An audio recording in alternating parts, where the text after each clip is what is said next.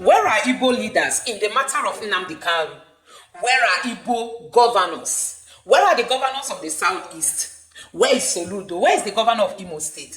Where is the governor of Abia? Where is the governor of Inu? Where are Southeast governors in the matter of Nnamdi Kanu?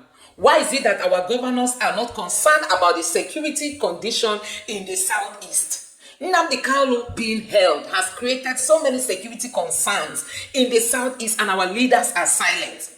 Look at the North.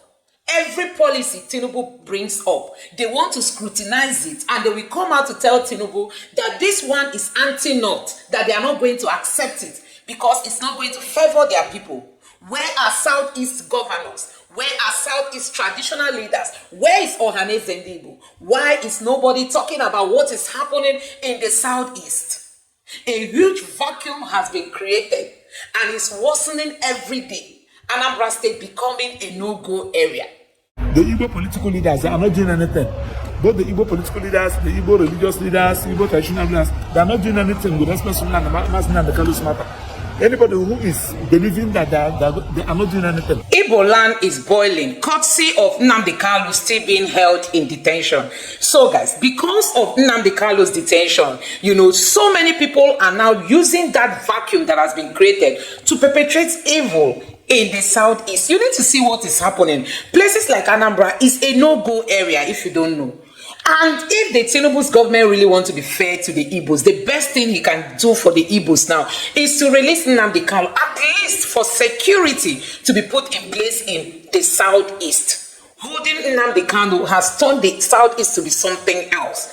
So guys, recently, Nnamdi Kanu rejected the former judge, Anyako, to take over his case, and now his lawyer has come out to file an appeal that Nnamdi Kanu will not be accepting this same judge to continue with his case. It means that the release of Nnamdi Kanu is not even on site at the moment, as in people should not even be thinking about it. The way this government is going, it means that the government is not even concerned about what is happening in the Southeast, and this has claimed the lives of not just the civilians in the Southeast. The security agents are victims. And the federal government is not even thinking of what can we do to resolve this issue. During campaigns, almost all the candidates said they were going to dialogue once they take over office. Now, the Tinubu's government is about completing 2 years in office, and no discussion is coming up as to whether Nnamdi Kanu is being released or not. So, guys, for me, Nnamdi Kanu should be released no matter the condition that the federal government wants to give, so that the Southeast can start experiencing some level of peace. Because people come into these states, do all kinds of things in the name of whether they call themselves IPOB or they call themselves supporters of Nnamdi Kanu. But you know that the security that is missing now in the Southeast, majority of it can be blamed on Nnamdi Kanu being held. So the federal government should think about this and think about Nnamdi Kanu's release if Tinubu really wants to carry the Southeast along. So guys, I'm going to allow you to listen to what Nnamdi Kanu's lawyer is saying, and you just keep wondering if we are being fairly treated in this country, a country where we all believe to be part and parcel of. If those who have fought for Boko Haram are granted amnesty, are granted rehabilitation, are given money to go back and start up their life, are brought back into the society, what about somebody who is calling for secession? Somebody who is just saying they want Biafra. Recently, I saw Igbo on Twitter saying that there is no going back in, Oduduwa, Biafra, and the North. Everybody should go on his own. That alone should be something that the federal government should say, oh, it's wrong. But if that statement would have been made by somebody from the Southeast, you know what would have happened? So for me, I think Tinubu should really think and consider releasing Nnamdi Kanu for the sake of security in the Southeast. So guys, I want you to just take a look at what the lawyer to Nnamdi Kanu is crying out on, and also what Showore once said about the decision being taken by the Nigerian government as regards to the Igbos. Take a look for yourself. My people, this is the Federal High Court, Abuja. Where Nnamdi Kanu is facing, Nnamdi Kanu is facing trial.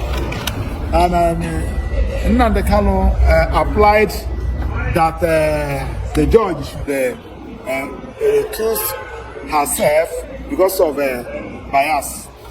And since then, the judge ordered and they rescued herself from handling the matter.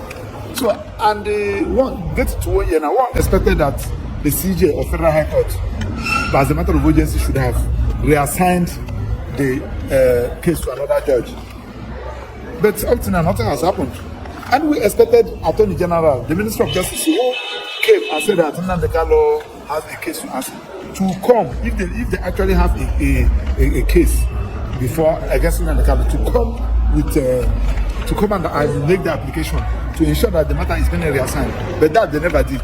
But on our own, we are the defense team, we have applied that the matter should be reassigned. And after seeing Nnamdi Kanu, I went to see him today. That is 8th day of January 2025. So he's hell and hearty and committed to his struggle. So I'm ready to face the trial. That one is on that. Attorney General that has been going around saying that they have, we expected them to apply to ensure that the matter was being reassigned so as to get a date, so that the matter will be had as will be given an accelerated hearing. But now nothing has happened. So we have applied, believing that the CJ will reassign the matter. On the other hand, when I just came by, I've been in the Southeast for the past 2 weeks for Christmas and New Year's celebration. I had some people asking what is Ohaneze, the land that Ohaneze, Igbo. The Igbo political leaders, they are not doing anything. Both the Igbo political leaders, the Igbo religious leaders, Igbo traditional leaders, they are not doing anything with respect to Nnamdi Kanu's matter. Anybody who is believing that they are not doing anything. Okay, now they said that they are looking to go and visit President Bola Ahmed Tinubu. But the president went to the Southeast, where everybody, all the meaning members of the Southeast, the people of the Igbos, we expected the political leaders, the religious leaders, the traditional rulers to organize themselves and use that opportunity to present and make a demand, a firm demand from the president with a letter telling the president that the New Year gift you can give to the people of Southeast, the New Year gift you can give to the people of the Igbos is to unconditionally release Nnamdi Kanu and allow him to continue with his education. But that they never did. They went that place and praising the president, giving him title, praising him, even the ones that he never expected. I'm talking about high servicemen. And I'm saying, so these are the things so anybody who's saying, I know that I said that they're trying to secure appointment, get a date with the President Ahmed Bola Tinubu for them to come and pay him because he visited. But he visited them. He was in Enugu. Everybody was watching them. They never did anything. They said that they are commissioning project. Project for who? The people of Southeast that are not happy, whose business has been destroyed as a result of sit at home, who are not happy because their son, who never committed anything, who is just a freedom fighter, is being incarcerated simply because he's from the Igbos. Those, the criminals that are committed, obvious case everybody knows, are busy moving around freely. So what are we talking about? So they know that they don't have any case against Nnamdi Kanu. That's why they are running away from trial. That's why they refuse to come and make sure that the matter is being reassigned. So it's rather unfortunate. So that's why the update we want to. So anybody, if you are Igbos, you know how to pray, you can pray. You know what you can do, just to ensure that Nnamdi Kanu regain his freedom and continue with his agitation for self-determination and for the government to address all those issues that marginalize the people of the Igbos. So that is why we are in court. We believe that now that Nnamdi has made an order recusing herself, that order is still subsisting. It is still in force. He has the only authority that can set aside that order, recusing herself, is Court of Appeal and nothing more. About Biafra. Yes.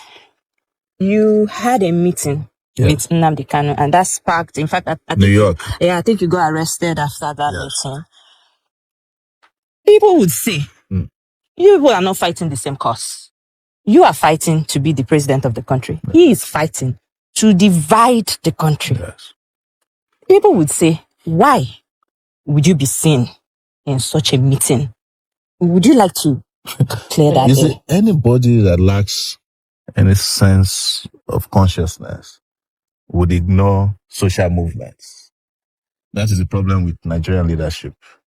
You cannot have a country in which there are 251 tribes or language, and one big section says we are not satisfied with here, and you don't talk to them, you don't understand them. Then you are not a leader of that country. The reason I met him was to understand first what his struggle was about, which I knew already. And secondly, to also advise him on the way that I think we could all work together.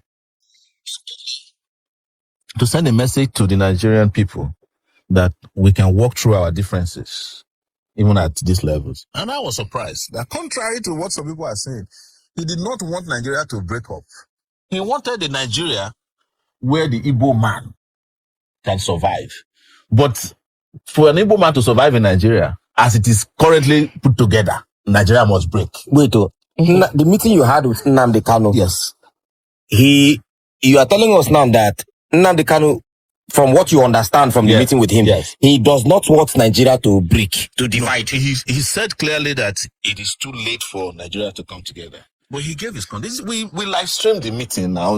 It's online. Okay. And part of it was live streamed. Some of them were private. But he said that he feels that if Nigeria were to respect certain protocols, including a referendum inserted in the constitution, and he still says it even now in court, that if he's released, he will go back and end the bloodshedding. The bloodshedding is in that part, and that a conversation can. He says that in every court appearance, that he's being held is not helping the opportunity to have a conversation about whatever it is, the unity you are begging for. But you see, Nigeria has a problem. And I've always said, Nigeria has an Igbo problem. And I'm not saying it to please people who are known as Igbos. But the moment they decided to take the action they took in 1967 to 1970, the war, Nigeria, having won that war in their eyes, never forgave the Igbos. That is the reality. And if I were to be president of Nigeria today, the first thing I would do is to head to the Southeast and apologize to them for the war. Part of it is that I've never participated in it. And I cannot continue to fight a war that I did not engage in. And then ask them, what do we want? So are you saying that the federal government has, even before Successive governments, yes, they've always had this anger against the Igbos? There is a secret memo, I don't know where it is located, in government, that whenever we want to take charge in this country, be careful of the Igbo. Don't give them position. Don't give them opportunity. Otherwise, they will overrun. It is a well-known fact. Even our parents, tell us, Igbo. You understand? Some of them even say it unconsciously. They even say it on radio shows in this country. So don't let us lie to ourselves, because except we bring this out and discuss, it's a taboo that we have refused to discuss. True. We are not going to solve the problem. It is the reason why the federal government of Nigeria feels that in 2024, detaining Nnamdi Kanu against all the court orders, against all the court rulings, is the only way to go. You know, I was detained in the DSS place for 5 months. Yes. There is nothing there to detain anybody. The place is not even functioning. The DSS headquarters. Yes, is it the same DSS people who are watching BB Nigeria from morning to night? No, it's true now. But I was there with them for 5 months. I've said this publicly. So all the institutions in this country are broken down. But let's get back to a reality.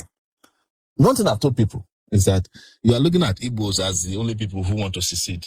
But who in this country today has not mentally seceded from Nigeria? Mentally seceded. Who has not left?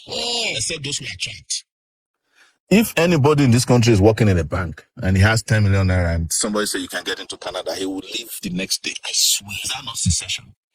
What does secession is that you leave a country, you say to that country goodbye, and not do it. You get to the other country, you bow down, you touch the soil.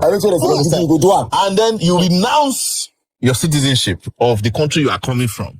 Is that not what they call secession? So if you want to look at the number of people that have seceded in that Japa syndrome, there are more than all the Igbos combined together who are asking to leave.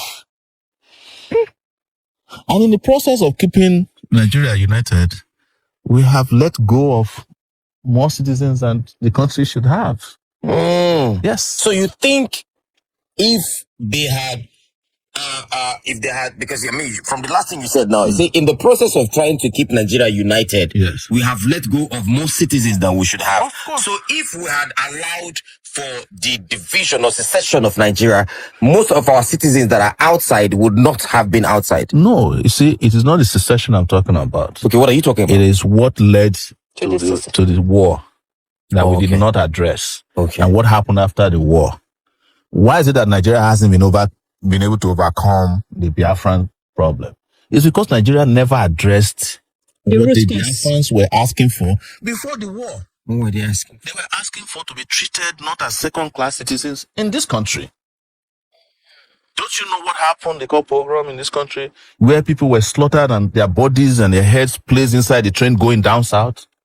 Yes, from the north, from the mid, the different parts of the north.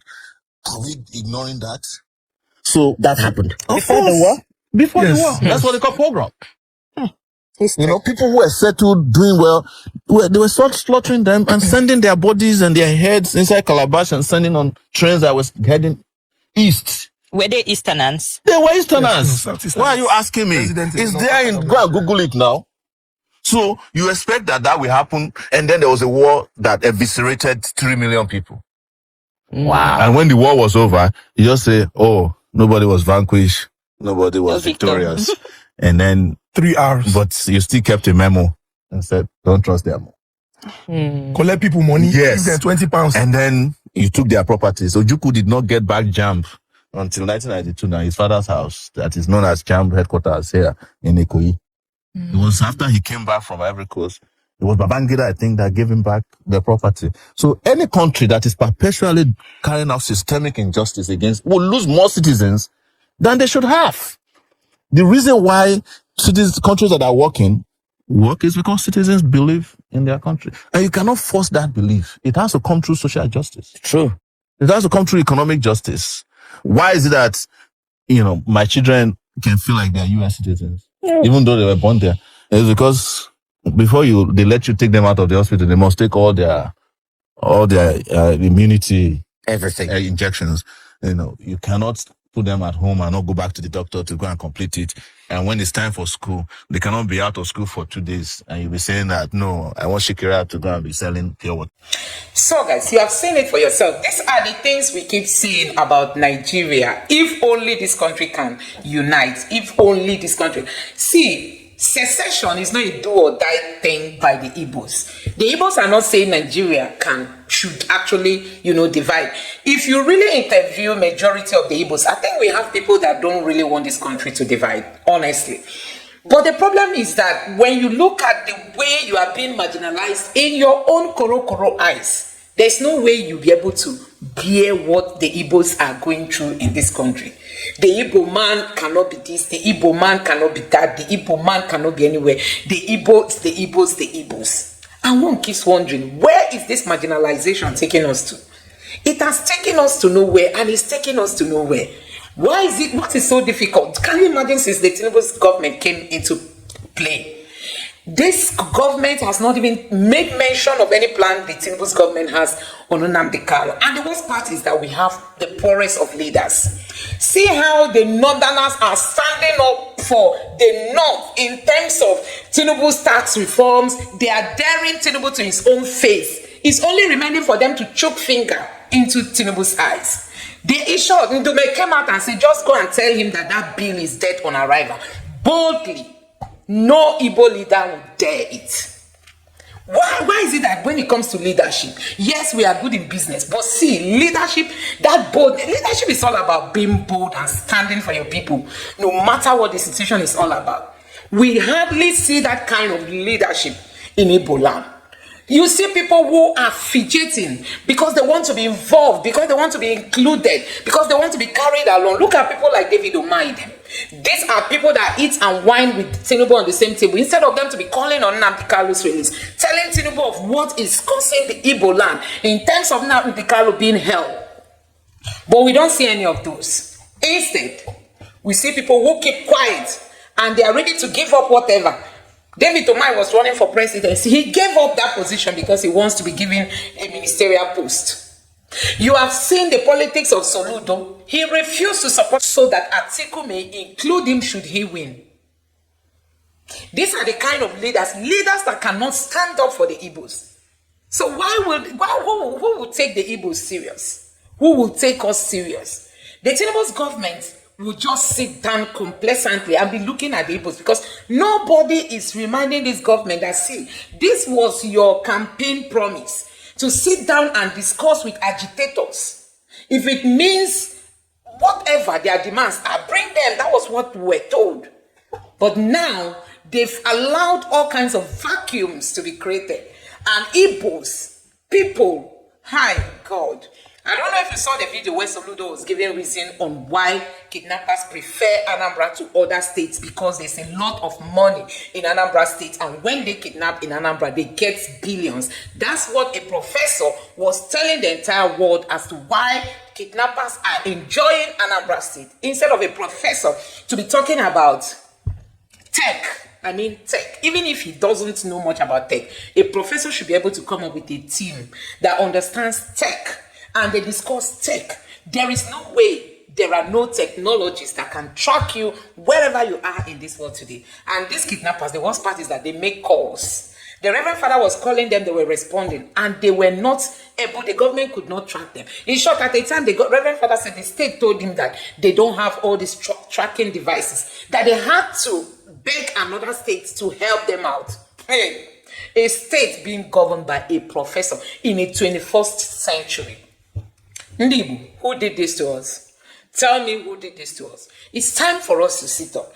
Nnamdi Kanu is lavishing in jail for crime that, if this crime would have been committed by another tribe, nobody will even see it as a crime. But he's being prosecuted because he is an Igbo man. Let the truth be told. Do you know how many Boko Haram people that have been released since Nnamdi Kanu was held? These are people that told the federal government that you will not sleep, you will not rest. And they were giving amnesty. Even recently, the Kaduna state government came out to say they are giving amnesty to bandits, courtesy of the federal government that is going to, they are partnering with the federal government to rehabilitate them, to give them this, to do that for them. We are living in an unfair environment. So guys, let me know your thoughts in the comment section below. Please don't forget to subscribe to the channel, turn on the notification bell. Please give this video a like so that YouTube can recommend it to others, and drop your thoughts in the comment section below. Thank you.